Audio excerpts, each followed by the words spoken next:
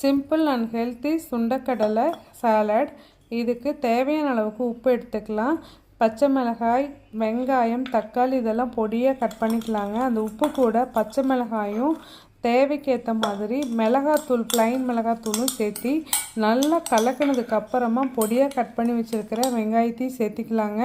அதுக்கப்புறமா தக்காளியும் சேர்த்து கலக்கி விட்டுட்டு ஆலிவ் ஆயில் நான் எடுத்திருக்கேன். நீங்கள் தேங்காய் எண்ணெய் வேணாலும் எடுத்துக்கலாம்.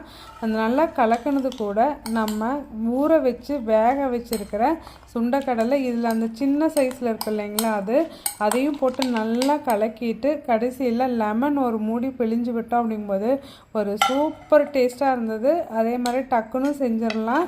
நல்ல ஒரு ஹெல்த்தி ஆப்ஷனும் கூட. இன்றைக்கி பிளேட்டில் பார்த்தீங்கன்னா வெள்ளரிக்காய், அந்த சுண்டைக்கடலை சாலட், ஒரே ஒரு சப்பாத்தி, கொய்யாப்பழம், அதுக்கப்புறம் முருங்கைக்கீரை தொக்கு, இப்படி தாங்க இன்றைக்கி பிரஞ்ச் மாதிரி போச்சு.